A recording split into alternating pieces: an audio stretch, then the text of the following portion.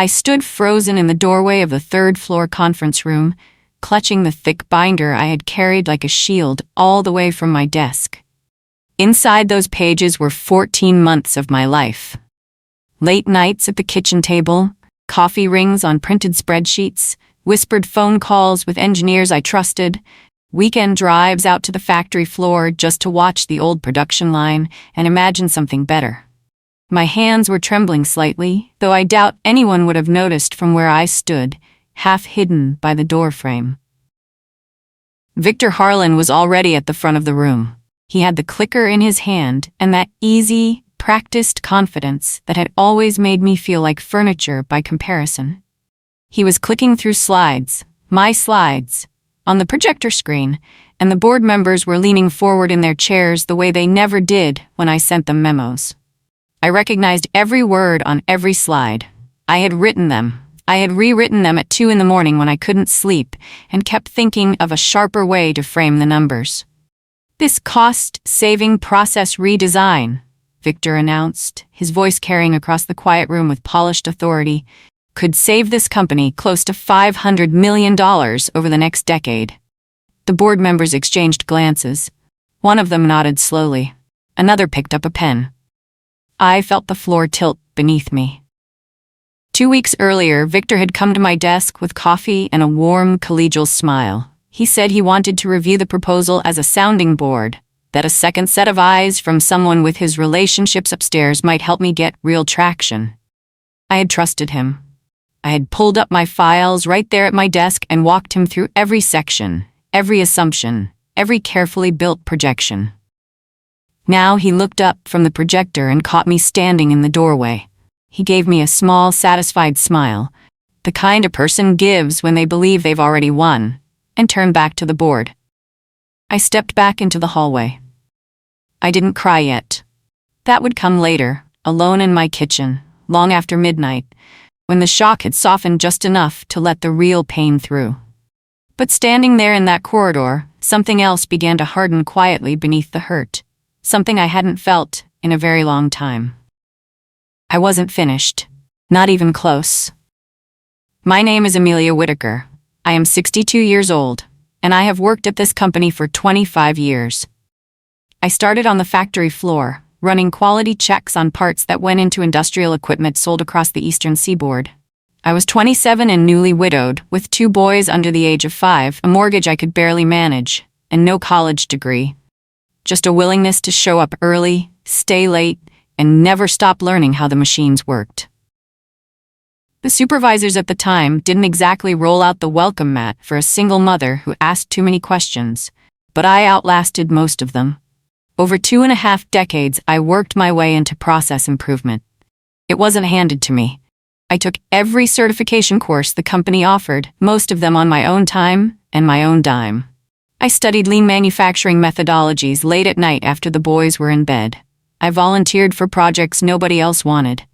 Slowly, I became someone people came to when a production line wasn't behaving or when the numbers didn't add up. Victor Harlan arrived 11 years ago, married to the owner's niece, a woman I'll call Nadine, and he slid into management the way people with the right connections always do. Smoothly and without apparent effort. He wasn't incompetent exactly. He could read a room, work a crowd, and present an idea with the kind of confidence that made skeptics want to believe him. But the deep, grinding, detail-oriented work of actually building something sustainable, that was never his territory. That was mine. The idea that Victor was now presenting to the board had grown out of a problem I had been watching for 3 years. Our oldest production line, Line 7, used sensor technology that was a full generation behind current standards. The waste it produced in defective outputs, energy overconsumption, and unscheduled downtime was substantial, but it was spread across so many cost centers that nobody had ever added it all up in one place. I had spent 14 months doing exactly that. The retooling concept I developed addressed every layer of inefficiency. It wasn't just a technology upgrade. It was a complete rethinking of the process flow, supported by data I had gathered personally. I had trusted Victor with the blueprint. That morning in the conference room told me exactly what that trust had been worth. The next morning arrived gray and cold. I hadn't slept well. I sat at my kitchen table with my coffee going lukewarm beside me and thought through my options with the methodical care I applied to everything else in my professional life. Shouting at Victor in the open office wasn't one of them. Neither was walking into the owner's office without a single piece of documented evidence in hand. I had learned long ago that emotion without proof accomplishes nothing in a corporate environment. It makes the person raising the alarm look unstable and leaves the wrongdoer looking calm by comparison. I drove to work and settled at my desk. Around 9:15, Victor appeared at my cubicle with that same practiced expression of collegial concern he had been wearing since I'd known him. The furrowed brow, the slight tilt of the head, the lowered voice designed to create the impression of intimacy. "Caroline," he said, "tough meeting yesterday. The board loved the concept, but they want more data on the pilot phase. You know how they are." He spoke as though we had presented it together, as though it had always been ours. I looked at him for a moment. "My name wasn't on any of those slides, Victor," he waved a hand. "Team effort. You know how these things go. We've been talking about process improvement for months." He said it lightly, as though the factual record were merely a matter of framing. That afternoon, Nadine called my desk directly. I didn't recognize the number at first, and I answered in my usual professional tone. Her voice was warm and deliberate, the way people sound when they want to create goodwill without offering anything real. "You know how these things go," she said. The same phrase Victor had used, nearly word for word, which told me they had spoken about me. "Victor's just better in front of a room." I thanked her politely and returned the handset to its cradle with a steady hand. Then I sat very still for 30 seconds, breathing slowly, letting the anger move through me without letting it take over. I had work to do. Careful, patient, deliberate work, and I was going to start that evening. I went home that night and opened the filing system I had maintained on my personal laptop since the beginning of the project. It was organized the way I organized everything, by date, by category, and by version number, with clear naming conventions that any auditor could follow in under 10 minutes. Every document had a creation timestamp embedded in its metadata. Every email thread I had ever sent regarding the proposal was archived in a dedicated folder.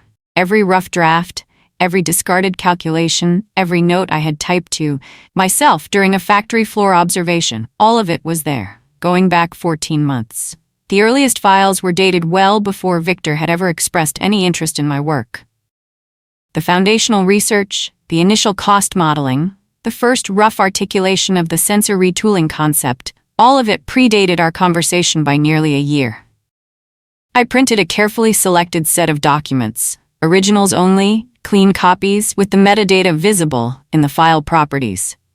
I organized them chronologically and placed them in a plain manila folder that I locked in the fireproof cabinet I kept in my home office. I wasn't going to march into anyone's office with that folder. Not yet. The timing mattered as much as the evidence. I understood from years of watching workplace disputes unfold badly that the person who shows their hand too early often loses the advantage entirely. Victor had presented an incomplete version of my work. The board had responded with enthusiasm but had asked for more, specifically for pilot phase data that he hadn't included because he either hadn't understood it or hadn't had time to fabricate a version of it. That gap was important. That gap was, in fact, an opening. I sat at my kitchen table that night and thought carefully about what came next. Not a confrontation, not a complaint. Something quieter and considerably more effective. I volunteered to help with the next steps. I sent Victor a brief, professional email the following morning, expressing support for moving the project forward and offering to assist with data collection for the pilot phase analysis. He replied within the hour, enthusiastically, almost with visible relief in the phrasing. He had been carrying a concept he didn't fully understand into rooms full of people who would eventually ask questions he couldn't answer. My offer removed that immediate problem without him having to acknowledge why it had existed. He assigned the data collection work to me entirely. I accepted without complaint and began spending my lunch hours and several evenings per week on the factory floor, working with the line supervisors and the maintenance engineers I had known for years.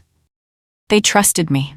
When I asked for access to the raw performance logs on line 7, the lead technician, a quiet man named Warren, who had been with the company nearly as long as I had, pulled the data without asking why. He had helped me before. He knew my work was serious. Over the following weeks, I gathered everything. Energy consumption figures, broken down by shift, defect rates cross-referenced with temperature and humidity readings, downtime logs with root cause notations, and sensor calibration records going back 3 years. I also began to notice things Victor's rushed proposal had glossed over entirely. His cost projections had used sensor replacement figures that were 18 months out of date. The current market pricing for the specific components we needed had risen by roughly 22%. There was also a meaningful safety consideration he had not addressed at all. The new sensors would require a modified grounding configuration to comply with updated OSHA guidelines, and that modification added both cost and installation time to the timeline. I documented every finding in meticulous detail. I said nothing to Victor about any of it. The board scheduled a follow-up presentation for the 3rd week of the following month. Victor was openly pleased about this in a way that made the break room feel smaller than usual. He mentioned it twice during a Friday afternoon coffee run, once to the operations coordinator, and once to a young analyst who had only been with the company 8 months and didn't yet understand the difference between enthusiasm and self-promotion.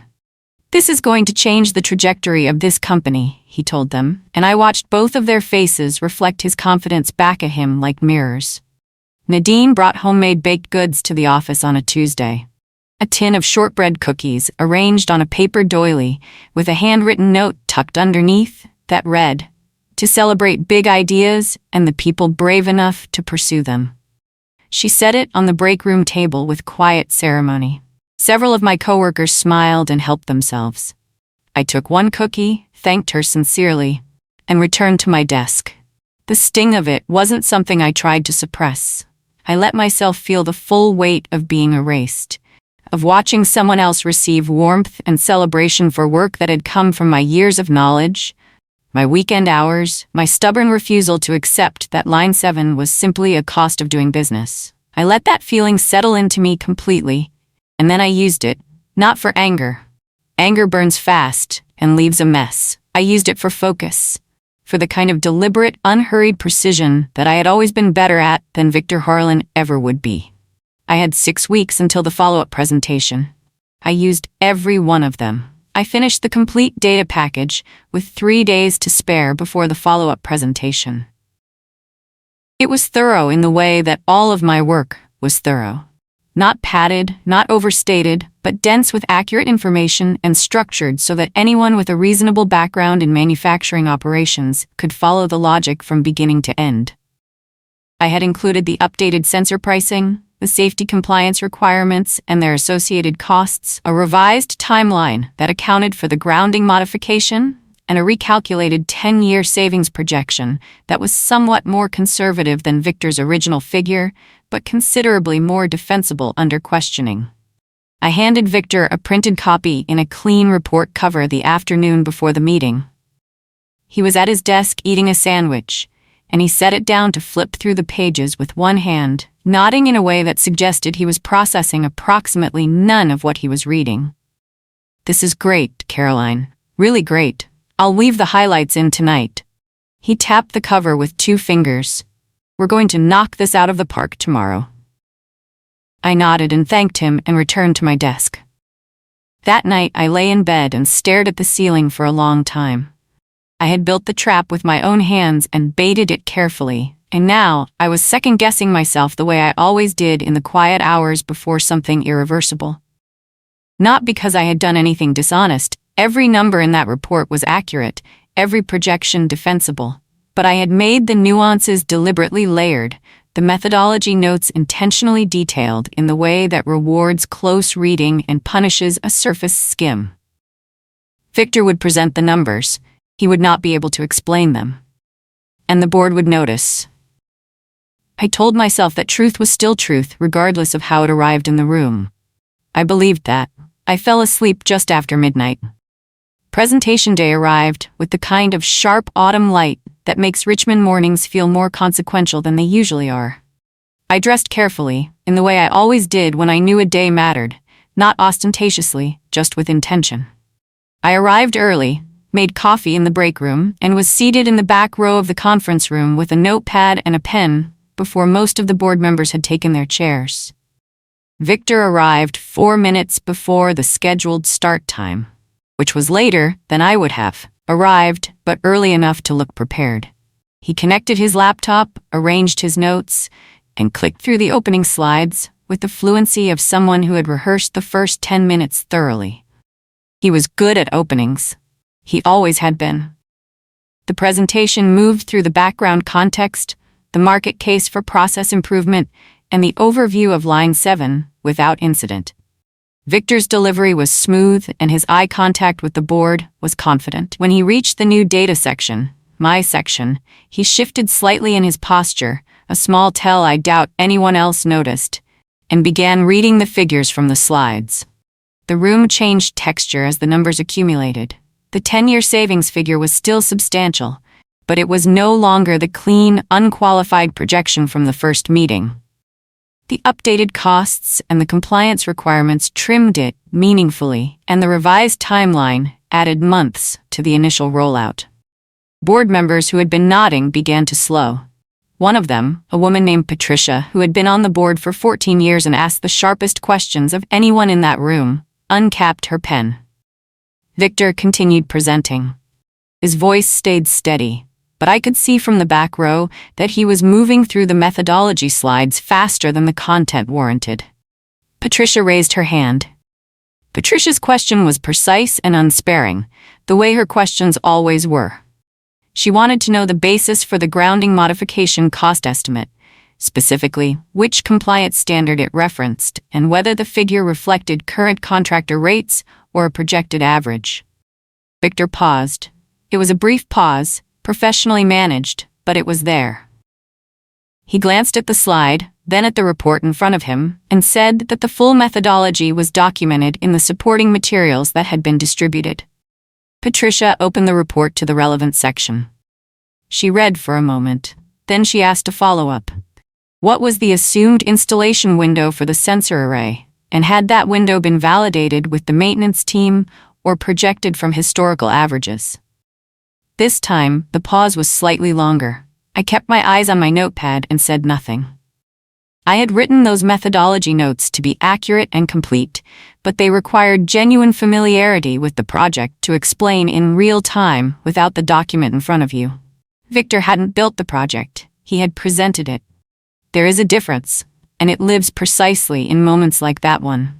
A senior engineer on the board, a man named Bernard, who had started as a mechanical engineer 40 years ago and still kept a worn copy of a process optimization textbook on his office shelf, asked quietly for the raw data sources behind the sensor performance benchmarks. Victor pointed to the report I had prepared. Bernard opened to the appendix and studied it for a moment. Who compiled this analysis? He asked. Victor said it had been a team effort across the process improvement function. Bernard looked up from the page. He looked at Victor, and then his eyes moved to the back row where I was sitting with my notepad in my lap, and he held my gaze for one brief, measured moment before looking back at the board. The room had gone very quiet. The meeting ended without an approval vote. Patricia summarized the board's position with the economical precision she brought to everything. The core concept had clear merit. The revised data was more credible than the initial projection. But the methodology required independent validation before the board could responsibly authorize capital expenditure at this scale. They were giving the team 2 weeks to return with a tightened proposal and third-party confirmation of the key assumptions. Victor thanked them graciously and gathered his materials with practiced composure. I watched him from the back row and thought about how much energy it must take to hold that expression in place. He caught up with me in the hallway outside the conference room. His voice dropped to the register he used when he wanted to communicate urgency without attracting attention. Caroline, I need you to clean this up fast. There are gaps the board is going to press on, and I need solid answers before we go back in. This is our big chance." I looked at him steadily. I told him I understood and that I would get started right away. That evening, Nadine called. Her voice had lost the honey-soft warmth of the cookie delivery afternoon. It was still pleasant, but with an undertone of expectation that she made no real effort to conceal. She talked about family loyalty and institutional memory and the importance of protecting the company's momentum on a project this significant.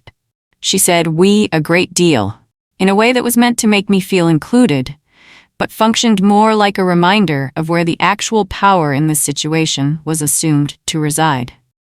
I thanked her for calling and told her I was committed to the success of the project, which was entirely true, just not in the way she meant it.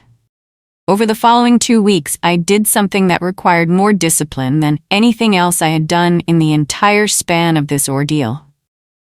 I rebuilt the proposal the right way. Not to sabotage it further, that had never been the objective, but to do what I had always intended to do with this work before Victor had taken it from me.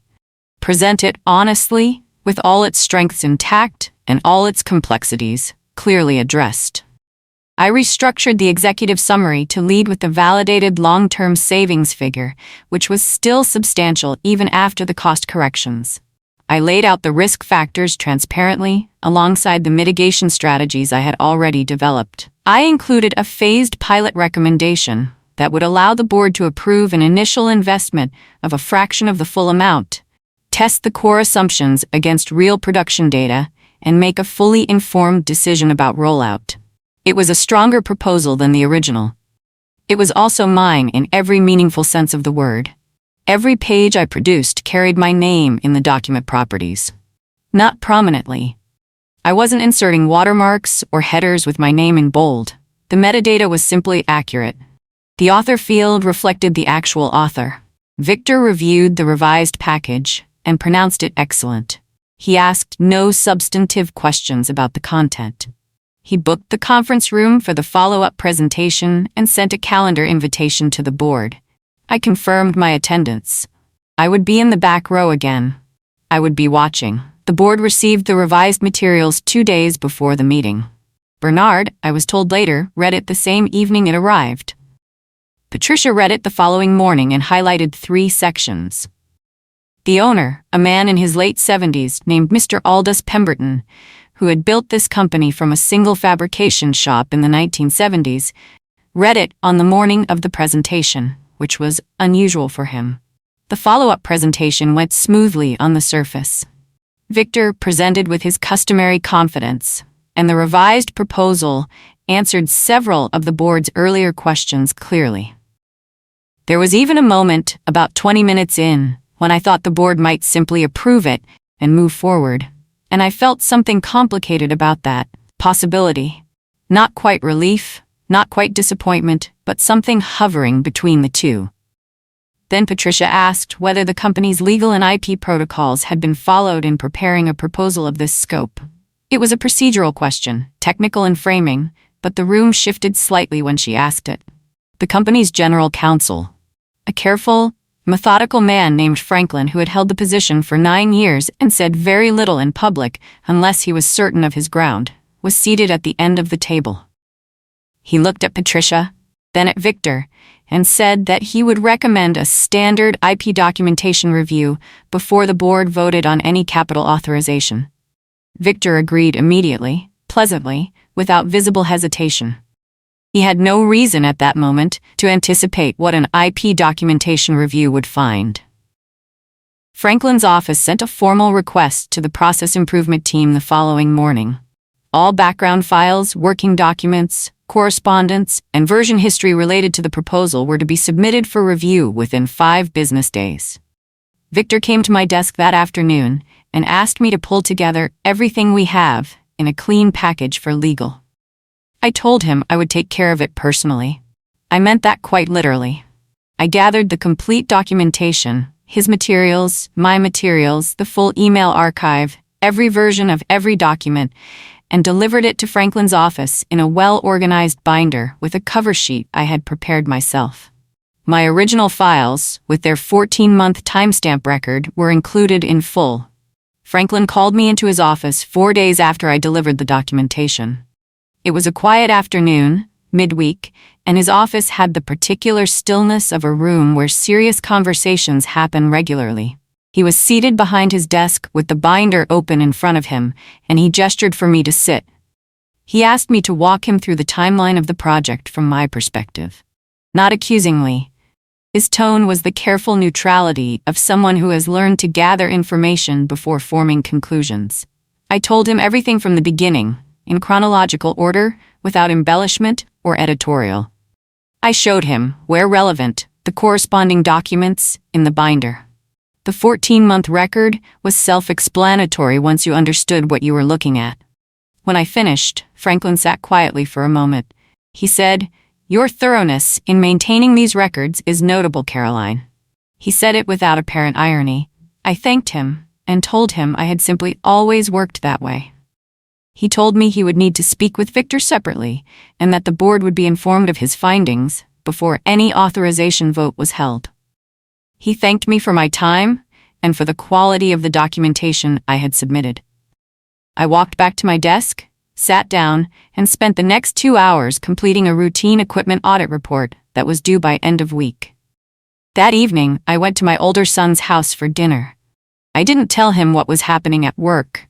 I ate pot roast and listened to my grandchildren argue about a board game and felt, for the first time in months, something close to peace. The truth was in Franklin's hands now. I had placed it there carefully and completely. Whatever happened next, I had done my part with integrity. The atmosphere in the office changed over the following week in the subtle, unmistakable way that workplace atmospheres change when something significant is happening behind closed doors. And most people can sense it without knowing the specifics. People were slightly quieter in the break room. Email response times from certain people slowed. The kind of casual cross-departmental conversations that fill the corners of a normal workday grew more purposeful and less frequent. Victor continued to present a composed exterior. He stopped by my desk twice that week for brief professional exchanges, once to ask about a routine report, and once to mention that Franklin's review was moving along. He said the last part with the practiced ease of someone who believes they can manage the temperature of a situation by behaving as though it isn't warm. Franklin met with Victor in a closed session on a Thursday. I know this because Warren from the factory floor mentioned seeing Victor walk toward the legal wing that morning, looking tidier than usual. I didn't ask questions. I went about my day. Nadine appeared in the office on Friday afternoon. She didn't work there, but she visited often enough that her presence wasn't remarkable. She went directly to the owner's suite and was there for approximately 40 minutes. When she came out, her expression was carefully composed in the way that tells you something was not the way you wanted it to be. She passed my desk without acknowledging me, which was itself a kind of acknowledgement. The owner, Mr. Pemberton, met with Franklin and 2 board members in a private session that same Friday evening, after most of the office had cleared out. I knew about it only because the building manager mentioned in passing that the conference room had been reserved through 8 o'clock. I drove home, made soup, and went to bed at a reasonable hour. The week after Franklin's review was completed, the board announced that it had engaged an independent consultant to conduct a third-party review of the proposal before any vote would be held. The consultant's name was Dr. Anita Osei, and she came from a manufacturing optimization firm based in Charlotte that had done similar work for 3 other companies in our sector. She was, by every account I later heard, meticulous and entirely without sentiment about her findings. Dr. Osei spent 4 days at the company. She toured the factory floor, reviewed the documentation, and held individual meetings with several people involved in or adjacent to the project. She met with me for nearly 2 hours. I answered every question she asked with the same directness I had brought to every other conversation in this process. She reviewed my original files on my personal laptop, with my permission and Franklin's oversight, and examined the metadata herself. She also identified something I had not explicitly flagged in my documentation, but had known about since my early research. The sensor performance benchmarks in Victor's original proposal had been drawn from a trade publication report that was based on pilot conditions in a climate-controlled environment, not an active manufacturing floor. The real-world performance variance was substantial and had implications for the savings projection that nobody had fully accounted for until I corrected it in my revised data. Dr. Osei caught this independently, which meant it couldn't be attributed to advocacy on my part. Her report landed on the board's table 12 days after her engagement began. I was not told its contents directly, but Franklin called me the following morning and said the board would be meeting at the end of the week. The board meeting that Friday was not a presentation in the usual sense. It was a review session, and the format made clear that the purpose was reckoning rather than proposal. Dr. Osei's report was distributed to all board members beforehand, and the meeting agenda was structured around its findings rather than around any pitch from our team. Victor was present. I was present. Several other members of the process improvement function were present. Mr. Pemberton sat at the head of the table with his reading glasses on and the report open in front of him. And he was very still in the way that people who have built companies from nothing become still when they have made a decision and are waiting for the room to catch up. Dr. Osei walked through her findings methodically. She confirmed the fundamental viability of the core concept. The Line 7 retooling was a genuine opportunity, and the projected savings, properly calculated, remained significant. She also walked through the specific errors in the original proposal: the outdated benchmark data, the undercosted safety compliance requirements, the compressed timeline. She attributed each correction to the revised analysis and noted in her report that the revised data had demonstrably stronger methodological foundations than the original. Then she addressed the authorship question. She did not editorialize. She presented the documented timeline and noted the metadata record. She said that the available evidence placed the conceptual development and foundational research clearly with one member of the process improvement team, and that the authorship attribution in the materials presented to the board had not reflected that record accurately. The room went very quiet. Victor looked at the table. Several board members looked at me. Mr. Pemberton took off his reading glasses and set them on the table and folded his hands. Mr. Pemberton asked everyone except the board members, Franklin and me, to step out of the room. The door closed, and the conference room became very quiet. Outside the windows, the afternoon had gone gray, and the parking lot was mostly empty. I sat straight in my chair and kept my hands folded in my lap. He looked at me across the table. He had known me for 25 years. Not closely, not in the way of mentorship or friendship, but in the way that owners of mid-sized companies know long-tenured employees. As a presence, a consistency, a name that appears on reports that consistently hold up under scrutiny. "Caroline," he said, "you've been here longer than most of this board. I've reviewed the full record." He paused, in the unhurried way of a man who has stopped needing to rush to make his point. "I see what happened." He didn't offer an apology. He didn't make promises. What he offered was rarer and more valuable than either. He offered directness. He acknowledged the situation without flinching from it, without bureaucratic softening, without qualifying language designed to protect anyone's liability exposure. He looked at me and told me the truth about what he had seen.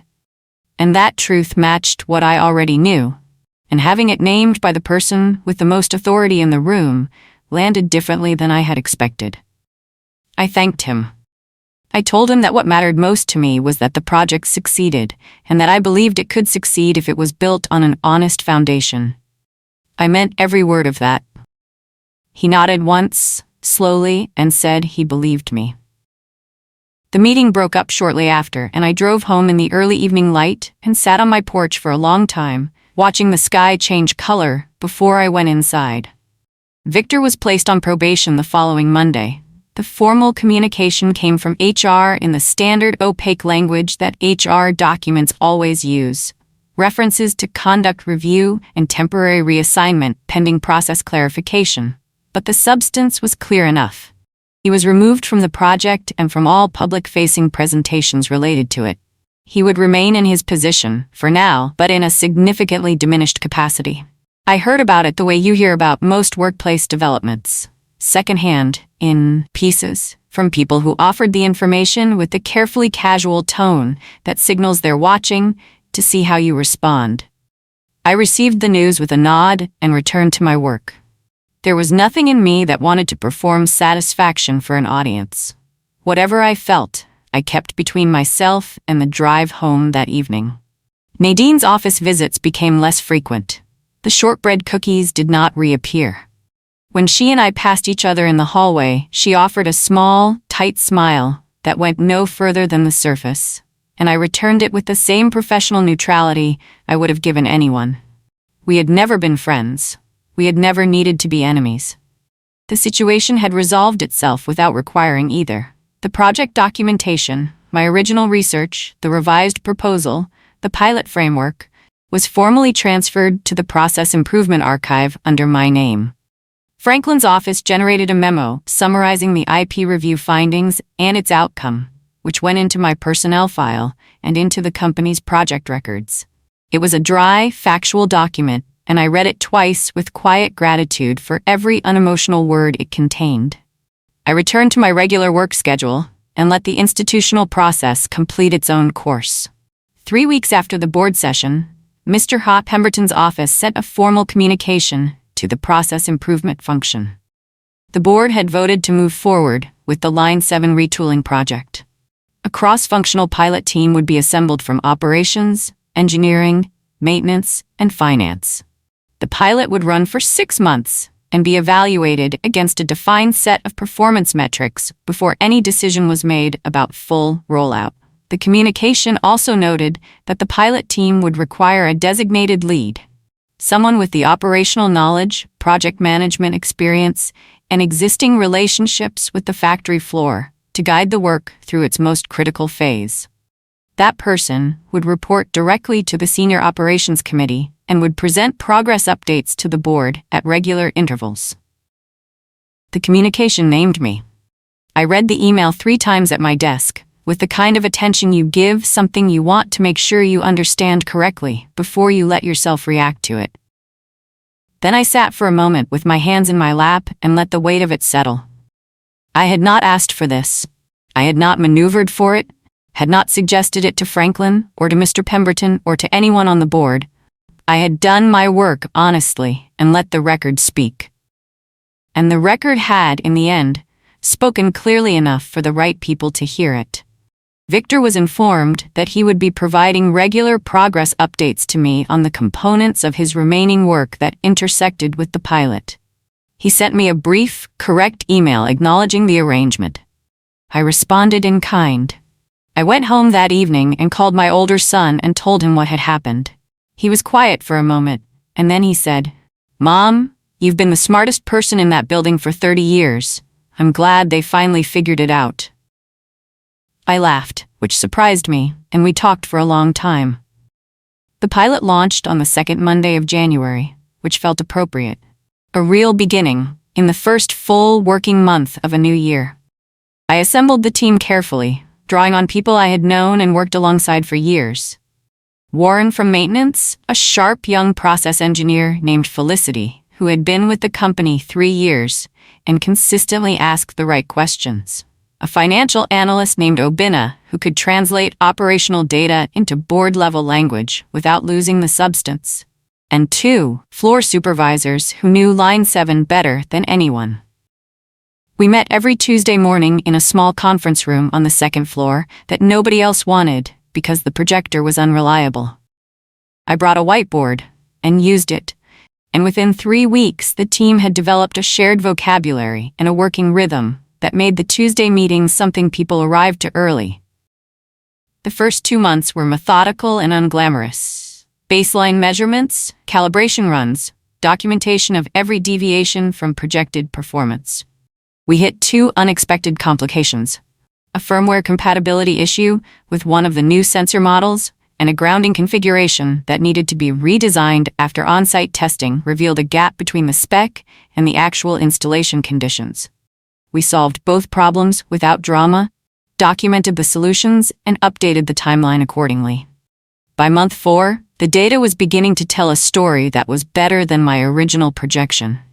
The waste reduction numbers exceeded the modeled baseline in 3 of 4 measured categories. Energy consumption dropped faster than anticipated once the calibration was fully dialed in. The company newsletter ran a short piece on the pilot in the spring issue. It mentioned the cross-functional team by name. My name was first. I read it sitting at my kitchen table on a Saturday morning, and I felt something I hadn't felt in a long time. Not pride exactly, but a kind of rightness. Like a door finally opening onto a room that had always been mine.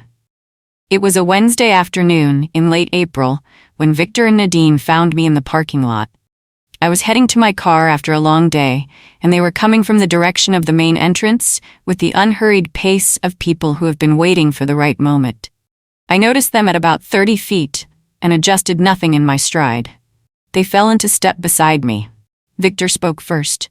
He said they wanted to talk. His voice was quieter than I had ever heard it. Not subdued from defeat exactly, but gentled in the way that happens when someone has spent a significant amount of time in the uncomfortable territory of their own reflection. He said he was sorry.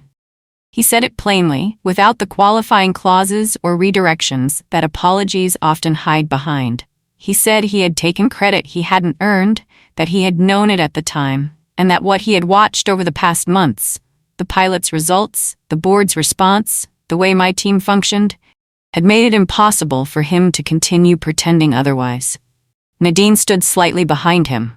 She didn't speak at length. She said she was sorry too, for her part in it.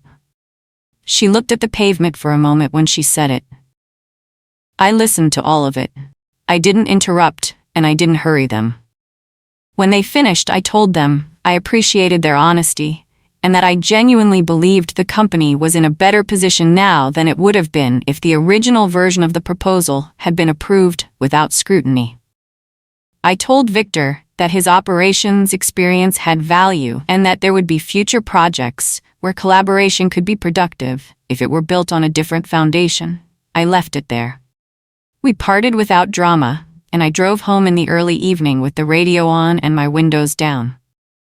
The board approved full rollout of the Line 7 retooling in June, 4 months after the pilot results had exceeded their targets with sufficient consistency to remove doubt. The authorization covered all 4 remaining production facilities in the initial scope and included a capital budget that was, by any measure, the largest single operational investment the company had made in over a decade. Mr. Pemberton scheduled a formal recognition meeting. Not a party, not a celebration dinner, but a meeting of the kind he favored. Purposeful, attended by the people directly involved, with a clear agenda and a genuine intention to mark something that deserved to be marked. He spoke for about 5 minutes. He talked about what the project represented for the company's long-term competitiveness. He talked about the importance of rigorous work being allowed to surface and be evaluated on its merits. He thanked the pilot team by name, individually, with a specificity that told you he had paid attention to what each person had contributed. He concluded by thanking me for what he called quiet leadership, executed with complete integrity over a long period of time. He used those words precisely, and I have thought about them since, because they captured something I had tried to practice without ever naming it quite that way. I looked out at the room, at Felicity taking notes, at Obina smiling, at Warren studying his folded hands with the understated satisfaction of someone who had always believed in the work, and at Victor in the back row, clapping along with everyone else, his expression composed and unreadable. The moment held everything that needed to be in it, and nothing that didn't. Several months after the rollout authorization, the director position that Victor had been anticipating for years was filled through an external search. The announcement made on a Thursday morning via a routine company email, and by afternoon the office had largely absorbed the news and moved on to other things. I was working through a supplier evaluation when I heard about it and noted it with the same neutral attention I gave most internal news. The following week, Victor came to my office. He knocked on the doorframe. I had a real office now, with a door and a window that looked out onto the courtyard, and asked if I had a few minutes. I told him to sit down. He looked tired in the way that people look when they have been carrying something for a sustained period of time, not acutely but steadily, the kind of tired that accumulates rather than arrives. He sat across from me and was quiet for a moment before he spoke. He said he understood now, in a way he hadn't at the time, that he had traded something real for something that had turned out to be temporary. He said the work I had built was genuinely remarkable, and that watching it succeed had been educational in a way that was uncomfortable but necessary. He said, "I took credit I didn't deserve. You built something real here, Caroline. The results prove it." I received his words without adding to them or diminishing them. I told him that I hoped the company's next chapter would give him opportunities to contribute in ways that were authentically his. I meant that as something more than a professional courtesy, though it was also that. He stood up and shook my hand, and I shook his, and he left. Nadine was waiting in the hallway outside. Her eyes met mine briefly before she turned to follow him. I returned to the supplier evaluation. By the end of the first full calendar year of rollout operations, Line 7 had produced results that had moved beyond the optimistic range of my original projection and into territory that required the finance team to update their long-range models. The combined savings across the pilot facility and the first 2 expanded sites exceeded $11 million in year 1. Conservative accounting, no aggressive assumptions, just the numbers the operation produced. I received a substantial year-end bonus. I also received a new title, Director of Process Innovation, with real authority over project selection, team composition, and the allocation of the innovation budget. The title came with reporting access to the Senior Operations Committee and a standing slot on the quarterly board agenda. It was a position that had not existed before. Mr. Pemberton's office created it for this work. My sons came for Sunday dinner the week after the announcement, and I told them the full story for the first time. Not the outline, but the actual story, from the day I stood frozen in the doorway of the conference room to the morning I read my name in the board authorization document. My younger son, who is quieter than his brother and chooses his words with care, listened to all of it without interrupting, and then said, "You never once did anything you'd be ashamed of, did you?" I told him I had tried not to.